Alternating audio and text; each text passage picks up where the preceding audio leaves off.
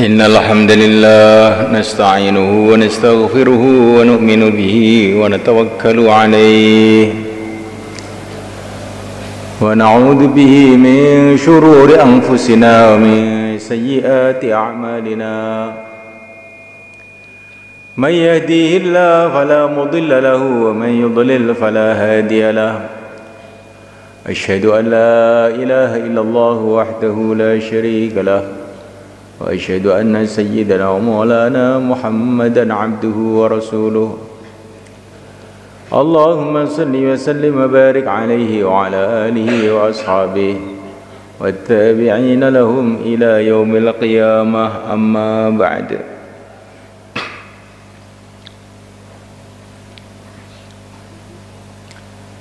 Hadirin dimuliakan Allah SWT, Allah Subhanahu wa Ta'ala yang mendatangkan kita ke dunia ini. Kita datang ke dunia ini bukan mau kita, bukan maunya manusia, bukan maunya negara-negara, bukan maunya makhluk. Kita datang ke dunia ini maunya Allah.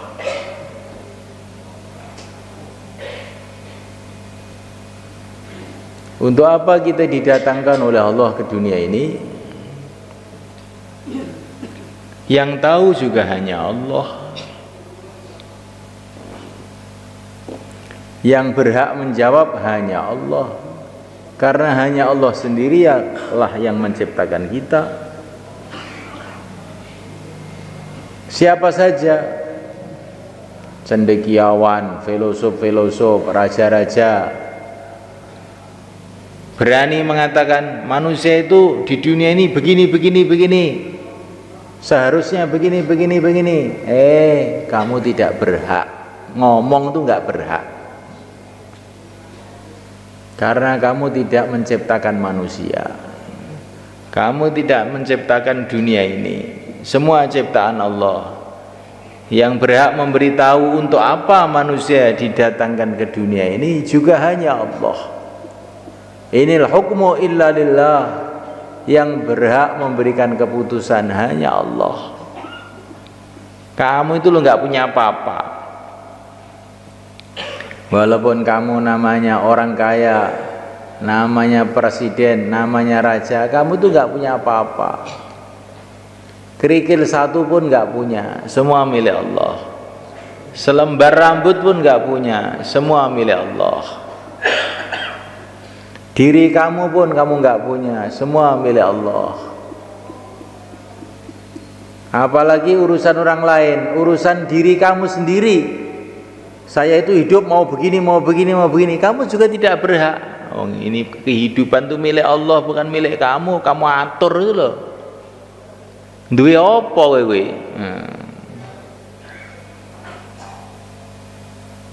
Kalaupun kita ini katanya punya tangan, itu pun milik Allah. Kalaupun punya kaki, itu pun milik Allah. Kalau punya mata, itu pun milik Allah, ciptaan Allah. Dan Allah tidak pernah mengatakan, kepala kamu sudah saya berikan pada kamu, tidak pernah. Tetap milik Allah 100%. Manusia tidak punya apa-apa, raja-raja tidak punya apa-apa, orang-orang kaya tidak punya apa-apa, seluruh makhluk tidak punya apa-apa. Yang punya hanya Allah.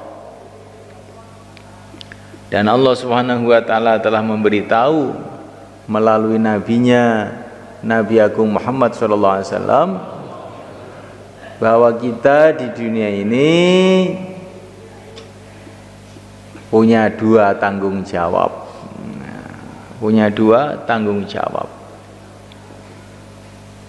Kalau dua tanggung jawab ini kita kerjakan,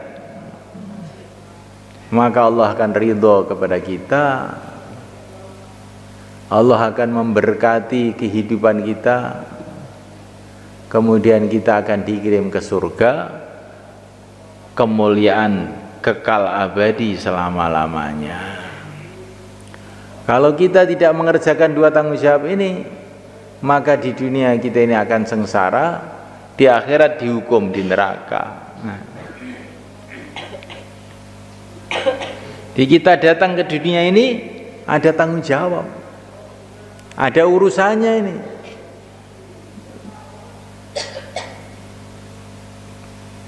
Ahasiban nasu ayyutraku sudah? Apakah mengira manusia itu akan dibiarkan hidup tanpa ada urusan? Ada urusannya. Allah kasih kita kehidupan, Allah kasih kita makanan, Allah kasih kita minuman, Allah kasih kita akal, Allah kasih kita penglihatan, Allah kasih kita pendengaran, Allah kasih kita jagat raya ini. Ada urusannya itu nanti, mengerjakan dua tanggung jawab ini atau tidak. Tanggung jawab pertama yaitu usaha menghidupkan agama dalam diri kita sendiri. Agama itu apa? Ikut perintah Allah. Itulah namanya agama. Bagaimana tangannya ikut perintah Allah, kakinya ikut perintah Allah, mulutnya ikut perintah Allah, matanya ikut perintah Allah. Itulah namanya agama. Kita dilatih dalam puasa ini. Dalam puasa ini kita dilatih untuk taat total. Kita ingin makan, tidak makan. Kita ingin minum, tidak minum. Ingin kumpul istri, tidak boleh. Kenapa? Karena taat kepada Allah. Karena kita punya keyakinan semua ini milik Allah. Semua makanan yang ada di dunia ini milik Allah. Semua minuman yang ada di dunia ini milik Allah. Istri kita ini pun juga milik Allah. Kalau Allah mengatakan tidak boleh, tidak boleh. Ya ini istri saya, walaupun istri kamu. Kalau Allah mengatakan boleh, enggak boleh, itu milik Allah. Walaupun itu minuman kamu katanya, tapi itu milik Allah. Allah enggak boleh minum, ya enggak minum. Inilah puasa. Perutnya taat kepada Allah. Ketika perut lapar itu, rasa lapar itu sampai ke otot-otot, sampai ke tulang-tulang, sampai ke mata, jadi enggak enak, sampai ke telinga. Seluruh tubuh kita dalam puasa ini taat kepada Allah. Itulah maknanya puasa. Belajar taat total kepada Allah dalam segala urusan. Kelihatannya meninggalkan makan, meninggalkan minum, meninggalkan ini, meninggalkan itu, tapi hakikatnya ini pendidikan untuk menjadi orang yang takwa. Kutiba alaikumus syiyam kama kutiba alal ladzina min qablikum la'allakum tattaqun.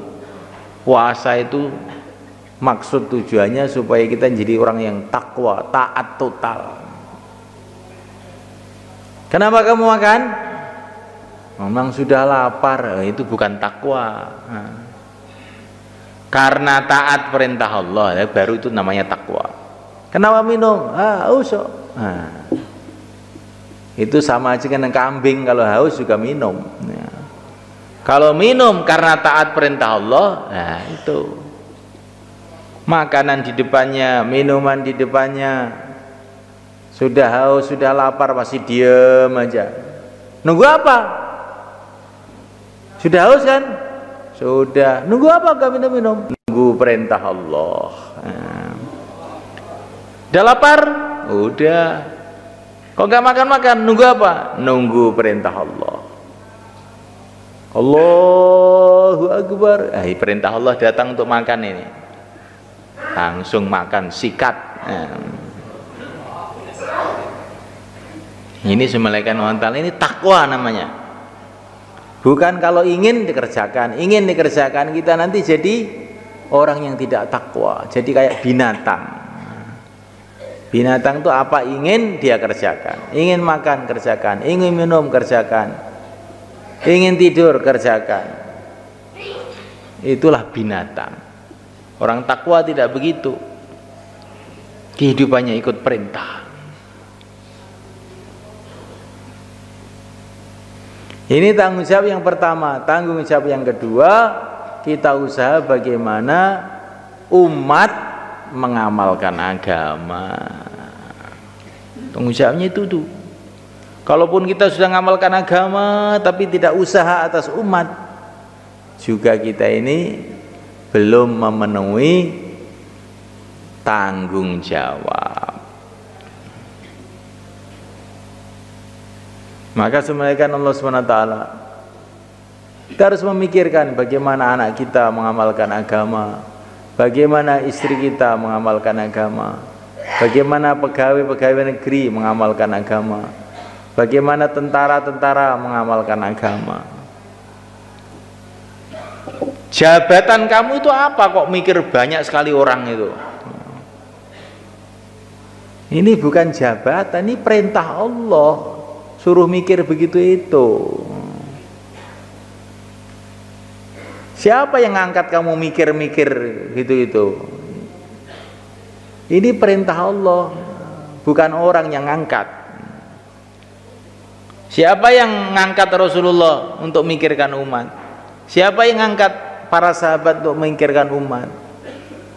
Semua itu adalah perintah Allah. Baginda Nabi SAW 40 tahun beliau diam aja, nggak bicara umat nggak bicara. Karena apa? Belum diperintah. Setelah diperintah, maka beliau mikirkan umat, menangis untuk umat, berpikir untuk umat, lari sana lari sini mendatangi umat. Kenapa? Karena perintah Allah telah datang, tidak ada alasan lain. Beliau bukan karena reaksi terhadap keadaan-keadaan, tidak, karena perintah Allah. Karena perintah Allah lah beliau bergerak, karena perintah Allah lah beliau menangis. Saya ini sebetulnya seneng dakwah, itu seneng saya itu sebetulnya, tapi ini lagi males, loyo. Ya nanti kalau sudah seger lagi berangkat lagi. Jangan begitu. Dakwah itu bukan karena seger, bukan karena semangat. Ini perintah Allah. Abot ya dilakoni, enteng ya dilakoni. Insyaallah malaikat. Ini bukan strategi. Saya itu sebetulnya mau juga ngajak-ngajak orang ke masjid, tapi saya ini bukan kiai, bukan ustadz. Ya saya itu nggak berani, jangan begitu. Ini perintah Allah. Seluruh orang Islam disuruh ngajak-ngajak kepada kebaikan. Ini bukan karena kita kiai, bukan karena kita ustadz, karena ini perintah Allah. Begitulah para nabi, para rasul alaihissalam mengerjakan dakwah karena perintah Allah saja. Di saat dakwah itu dikerjakan hanya perintah Allah, hanya karena perintah Allah, maka barokahnya dakwah tampak. Maka baginda Nabi alaihissalam itu dakwah sendiri, nggak ada teman. Tetapi tidak ada kekuatan apapun di dunia yang bisa menghalang-halangi beliau. Jalan terus. Persia menentang, Romawi menentang, orang Arab menentang, jalan aja terus. Karena beliau ini adalah berjalan karena perintah Allah. Kalau orang itu sudah taat dengan perintah Allah, maka tidak ada kekuatan manapun yang bisa menghalang-halangi. Dulu di India semuanya kan, ada seorang ulama. Kalau di sini ya Sunan Ampel begitu, zamannya sebelum itu, namanya Syekh Muainuddin Justi. Beliau ini mengadakan perjalanan dari Amritsar. Amritsar itu perbatasan India Pakistan sekarang, menuju Dhaka dengan kira-kira 10 orang muridnya, berjalan kaki, nggak punya apa-apa. Tapi banyak orang masuk Islam sebab beliau ini. Satu hari waktu asar datang, Beliau singgah di satu kampung, di situ nggak ada orang Islam, yang ada kuilnya orang Hindu itu. Maka dia datang ke kuilnya orang Hindu. Saya perlu air untuk wudhu, untuk sholat asar. Maka orang Hindu itu mentertawakan Syekh Muinuddin tuh. Nggak ada air. Kita punya air ya untuk kita sendiri, bukan untuk kamu. Kamu itu orang apa? Jangan begitu, kata Syekh Muinuddin. Ini sholat ini perintah Allah. Tuhan saya yang menciptakan alam semesta ini. Semua air di dunia ini milik Allah. Kamu jangan menghalang-halangi saya wudhu. Keluarkan itu air, saya mau wudhu. Dasar orang Hindu, mereka nggak mau. Nggak boleh. Maka Syekh Muinuddin itu bilang, kalau kamu nggak mau ngambilkan air, saya akan menyuruh berhala-berhala ini untuk ngambilkan air buat saya. Berhala apa ya bisa? Lah kalau Allah membisahkan mau apa kamu? Maka Syekh Muinuddin itu bilang, berhala, ambilkan air untuk wudhu, perintah Allah ini. Tapi dari hati, bukan dari mulut ini. Tiba-tiba satu berhala itu bergerak, grek, ngambil air satu ember, dibawa ke Syekh Muinuddin terus wudhu. Maka orang Hindu di situ, loh, ini bangsa apa ini bisa merintah berhala ini? Ini wali ini, langsung satu kampung masuk Islam semua mereka. Jadi orang itu kalau pikirannya hanya ingin taat pada Allah itu, timbul macam-macam keajaiban. Allah tolong dia. Tapi kalau orang itu berjalan menurut pikirannya, strateginya, itu sih biasa. Semua orang punya strategi. Kalau orang itu berjalan mengikuti perintah Allah, itu nanti macam-macam pertolongan Allah akan datang dalam kehidupannya. Seperti yang mulia Nabi Agung Muhammad SAW. Beliau dakwah bukan karena strategi, bukan karena golongan, bukan karena perintah Allah aja. Maka tiba-tiba berubahlah seluruh dunia pada saat itu semuanya. Maka kita ini belajar hidup ikut perintah, bukan hidup ikut otaknya sendiri. Insya Allah malaikat. Bukan ikut otak, ikut yang mencipta otak. Otak boleh digunakan asalkan tidak bertentangan dengan yang menciptakan otak. Seperti Nabi Musa alaihissalam ditanya oleh Allah, apa yang di tangan kanan kamu itu?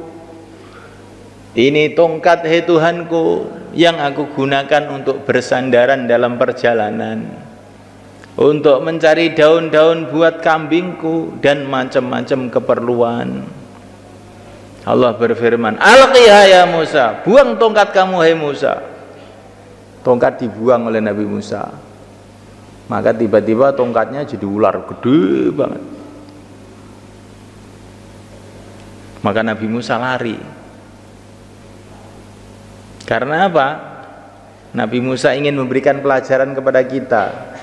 Otak boleh digunakan, perasaan boleh digunakan, asalkan nggak bertentangan dengan perintah Allah. Beliau melihat ular gede, beliau lari. Allah tidak menyalahkan Nabi Musa. Gunakan otak, gunakan pikiran. Ada bahaya ini, maka beliau lari. Tapi begitu datang perintah Allah, Musa, tangkap ular itu. Beliau tidak berpikir, ya nggak berani tuh ya Allah, nggak ada itu. Langsung tangkap gitu aja. Tiba-tiba jadi tongkat lagi. Otak digunakan selagi tidak bertentangan dengan perintah Allah, dengan agama. Tapi kalau sudah bertentangan dengan agama, otak dibuang. Ini sekarang datang perintah yang punya otak, yang menciptakan otak. Pegang ular, tahu-tahu nggak apa-apa, dari tongkat lagi. Ini pelajaran yang penting. Kita harus menjauhi dari bahaya-bahaya, menjauhi dari madorot-madorot. Selagi tidak bertentangan dengan agama. Kalau sudah bertentangan dengan agama, stop. ngikuti senengnya mau kita boleh, asalkan nggak bertentangan dengan agama. Kalau bertentangan tidak. Nah, inilah pelajaran yang mesti kita ambil dari Nabiullah Musa alaihissalam. Insyaallah malaikat.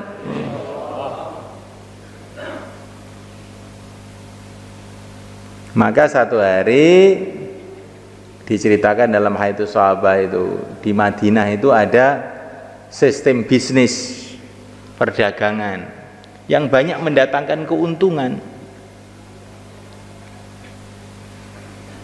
Tapi tiba-tiba oleh Nabi dilarang. Nah, maka orang-orang Madinah itu datang kepada istri-istrinya, "Hai istriku, sistem bisnis kita ini sebetulnya sudah banyak mendatangkan keuntungan, tapi ini sekarang dilarang oleh Nabi. Ikut Nabi lebih untung," katanya suami-suaminya itu. Maka kita ikut Nabi, tinggalkan perdagangan yang dilarang oleh Nabi itu. Ini orang iman itu begitu sebenarnya kan. Orang iman itu begitu.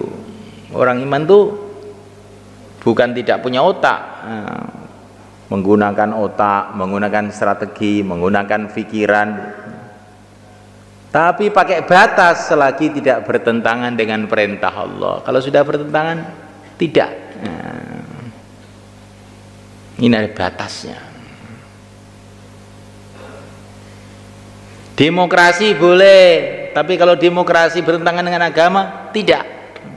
Insya Allah malaikat. Demokrasi itu lakunya di DPR. Nah, tapi kalau dengan Allah nggak ada demokrasi. Nah, kalau mau ke surga ini jalannya, kalau ke neraka ini jalannya.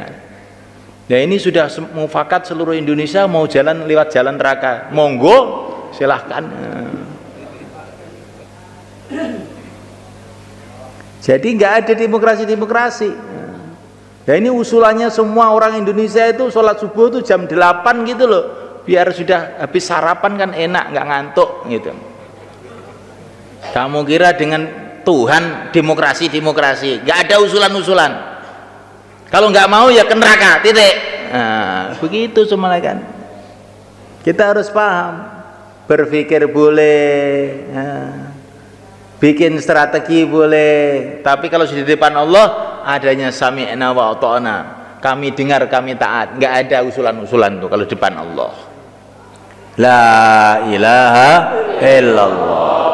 Nah inilah Ramadan.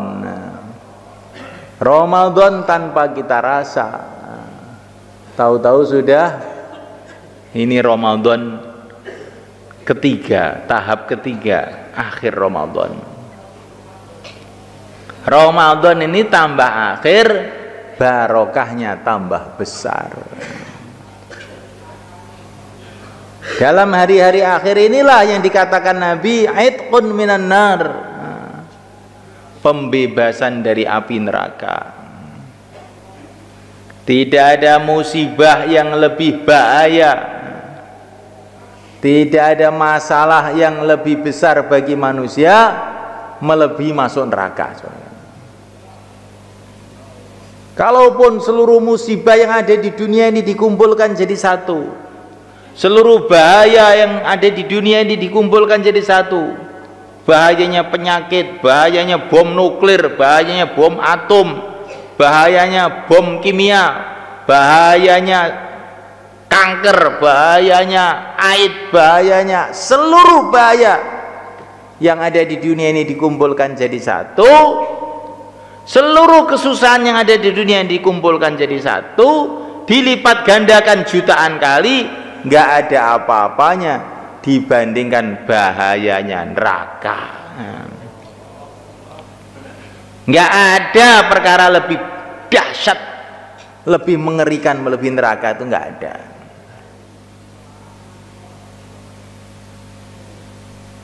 Para malaikat itu adalah makhluk yang luar biasa kuatnya. Gedenya itu tidak karuan. Ada yang gedenya itu melebihi 7 langit 7 bumi ini. Nah, gedenya itu kayak apa? Bumi itu kayak kelereng aja di depan mereka. dan termasuk malaikat yang paling dahsyat malaikat Malik. Tapi ketika Isra Mi'raj Nabi berjumpa dengan malaikat Malik itu diam aja. Padahal semua para malaikat itu menyambut gembira kedatangan Nabi itu. Tapi malaikat Malik itu diam aja. Kenapa itu? Satu malaikat ini diam aja. Setelah dia melihat neraka itu nggak bisa tersenyum tuh orang. Itu malaikat bukan orang. Nggak bisa tersenyum. Diam aja. Kita ini semua tahu keadaan neraka semua, nggak akan bisa makan dengan tenang, nggak akan bisa minum dengan sedap, nggak akan bisa. Allahu Akbar, Allah Maha Agung, maka siksanya juga Maha Agung. Allahu Akbar, Allah Maha Agung, maka pahalanya juga Maha Agung. Sekali sujud dalam Ramadan Allah akan kasih 1.500 kebaikan. Sekali sujud dalam bulan Ramadan Allah akan ciptakan satu rumah di surga. Yang rumah itu pintunya 60.000. Dan setiap pintu itu ada istana dari emas yang dipinggiri dari batu intan yang merah. Berita dari Nabi itu. Sekali sujud itu 1.500 kebaikan. Satu rumah yang pintunya 60.000 pintu. Setiap pintu itu loh, ini bukan rumah biasa, rumahnya itu gede banget. Setiap pintu ada istananya. Ditambah lagi satu pohon di surga yang kalau orang naik kendaraan mengitari 500 tahun tidak akan kemput. Ini bulan Ramadan kayak begitu. Jangan heran 7 petala langit, 7 petala bumi diciptakan oleh Allah dengan kun jadilah maka jadi. Triliun-triliun planet yang ada di angkasa itu diciptakan oleh Allah dengan kun jadilah maka jadi. Maka bagi Allah untuk memberikan pahala yang demikian itu mudah. Allah telah buka pahala-pahala ini dalam bulan Ramadan. Akhir Ramadan tambah lagi banyak pahala yang Allah siapkan. Maka kita perhatikan akhir Ramadan ini. Insyaallah malaikat. Ramadan akhir ini aitqun minan nar, pembebasan dari api neraka. Kamu bayangkan kita ini umpama hidup di dunia ini sudah kembang kempis, Senin Kemis, loro-loronen melarat duit entek. Terus kita ini dikubur ternyata banyak dosanya juga. Sehingga kubur kita ini jadi tempat yang sangat menyusahkan. Di padang mahsyar 50.000 tahun kita dalam kesusahan karena dosanya terlalu banyak. Tiba-tiba setelah itu semua ada pengumuman, kamu bebas dari neraka karena kamu menjaga akhir Ramadan. Pelong, ya. Kayak apa gembira kita sebenarnya kan? Seolah-olah tidak pernah kita mengalami kesusahan. Alhamdulillahilladzi adhaba 'annal hazan inna rabbana laghafurun syakur. Susah-susah hilang semua. Alhamdulillah mlebu swarga. Ini kita bayangkan karena kita ini mau ke sana. Alangkah beruntungnya kalau di dunia ini kita juga sudah enak, tinggalnya di masjid, taklim, ngamalkan agama, dikubur jadi pertamanan surga, di padang mahsyar dinaungi di bawah aras, berjumpa dengan Rasulullah dapat syafaatnya Rasulullah, masuk surga tanpa hisab. Itu nek tenggor enak itu. Saiki umpama gak enak wis, gak enak, tapi akhirnya bebas dari neraka, itu pun sudah enaknya tidak karu-karuan. Maka kalau kita ini tahu apa yang kita akan hadapi nanti di akhirat, Masya Allah, kita tidak akan bisa tidur akhir Ramadan ini. Stop semua, tidur, males hilang. Akhir Ramadan ini nggak ada males lagi. Insya Allah malaikat. Apalagi akhir Ramadan ini ada malam namanya Lailatul Qadar. Yang barang siapa amal dalam Lailatul Qadar itu pahalanya seperti amal 80 tahun 1000 bulan. Innal hasanat yudhibna sayyiat. Kebaikan itu menghapus keburukan. Jadi amal 1000 bulan itu sama juga dengan amal 80 tahun. Ibaratnya kita ini 80 tahun itu banyak dosanya, maka akan terhapus dengan Lailatul Qadar itu. Karena ini sama dengan buat kebaikan 80 tahun. 80 tahun ini akan menghabisi, akan menghapus dosa-dosa kita seumur hidup ini semuanya. Kapan tuh Lailatul Qadar? Akhir Ramadan ini. Kok akhir Ramadan ini kita tidak sampai dapat Lailatul Qadar, tidur saja apalagi nonton televisi, naudzubillah. Kita nanti akan nangis jutaan tahun di akhirat menyesali keteledoran kita itu. Maka akhir Ramadan tuh nggak ada malas-malas itu. Iktikaf semua, insyaallah malaikat. Napa malih niki enten sanlat. Injing-injing niku enten sanlat. Anak-anak SMA mau datang ke sini ada 2.500 orang. Maka kita temani mereka supaya mereka jadi jariah kita ila yaumil qiyamah. Insyaallah malaikat. Sekarang orang-orang risau prihatin, kenapa pemerintah itu rusak, kenapa ini rusak, mana-mana rusak. Kerusakan umat sekarang ini adalah hasil keteledoran kita 30 tahun yang lalu. Anak-anak tidak kita bekali iman, tidak kita kenalkan kepada Allah dan Rasulnya, tidak kita kenalkan kepada negeri akhirat, sehingga berjalan menurut nafsunya, akhirnya bikin masalah di seluruh dunia. Kalau kita sekarang itu anak-anak SMA itu kita bekali iman, kita kenalkan kepada Allah, kita kenalkan kepada Rasulullah, kita kenalkan kepada negeri akhirat, akhirnya mereka berjalan baik, maka nanti diharapkan satu saat akan terjadi perbaikan di mana-mana di seluruh dunia. Insyaallah malaikat. Nah, apalagi kalau kita usahanya itu dalam bulan Ramadan, di mana bulan Ramadan itu seluruh usaha agama dilipat gandakan pahalanya oleh Allah. Maka kalau biasanya itu 3 hari, Ramadan ini ya keluarnya 10 hari. Kenapa? Karena ini pahala dilipat gandakan. Maka mesti kita melipat gandakan amalan. Insyaallah malaikat. Hadi malaikat Allah Ta'ala, apa yang kita cari dari dunia ini? Dunia ini sudah mau habis malaikat. Di dunia ini paling 60 tahun, 70 tahun. Itu kalau dihitung mulai lahir kita dulu.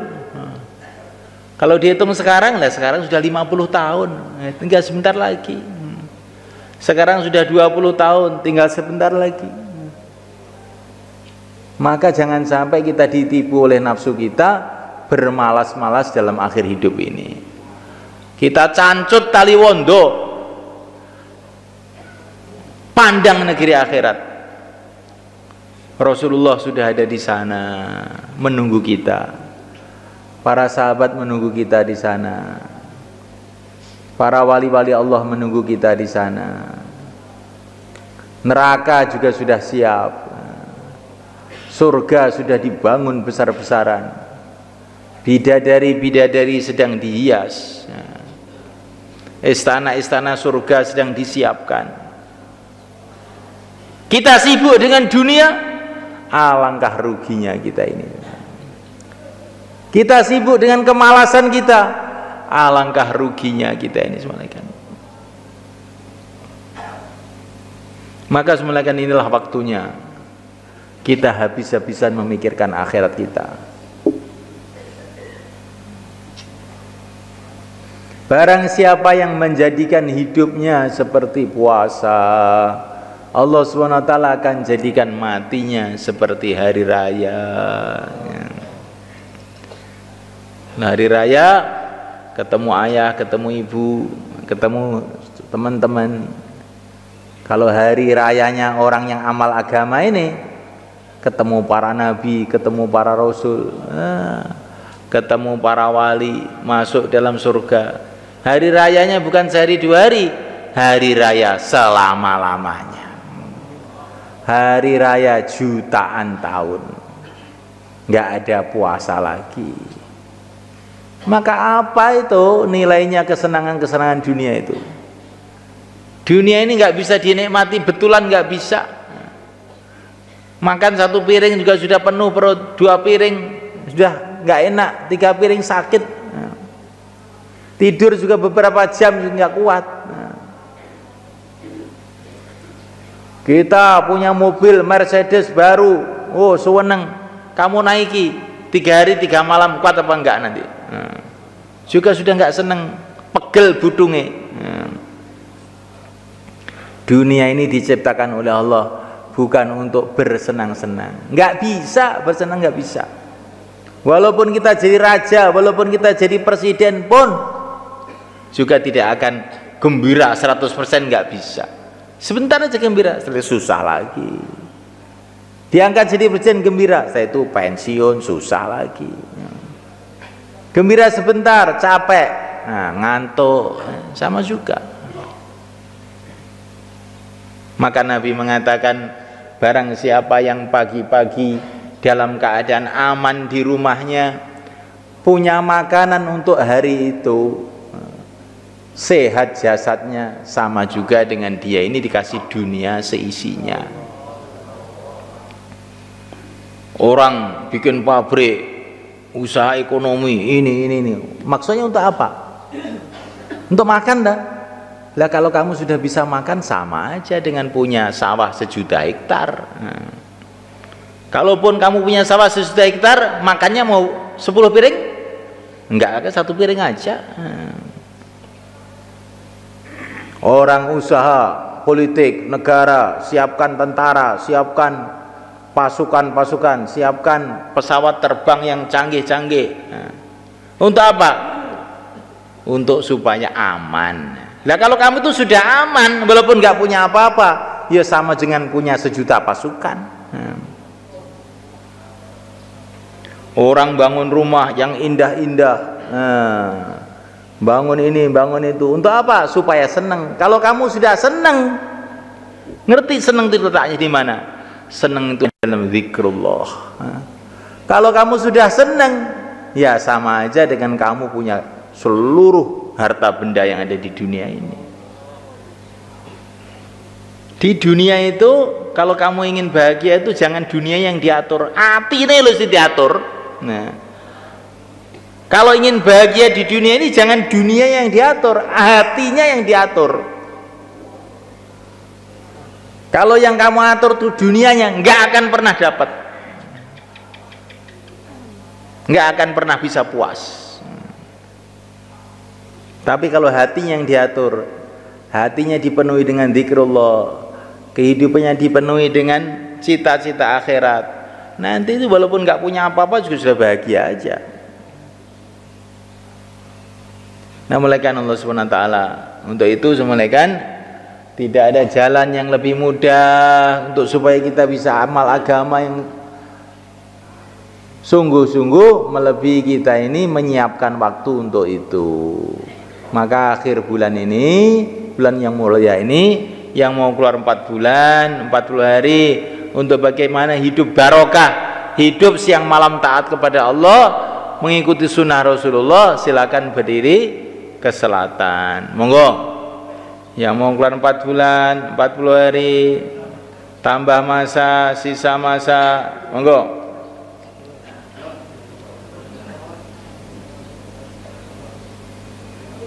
Monggo ngidul saya Mbah, monggo.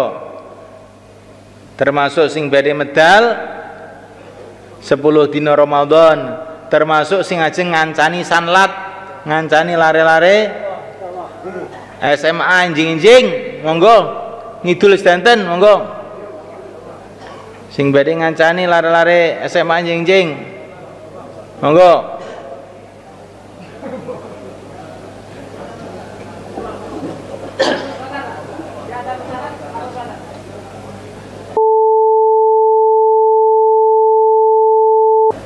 Ngidul nih kalau ngidul nih.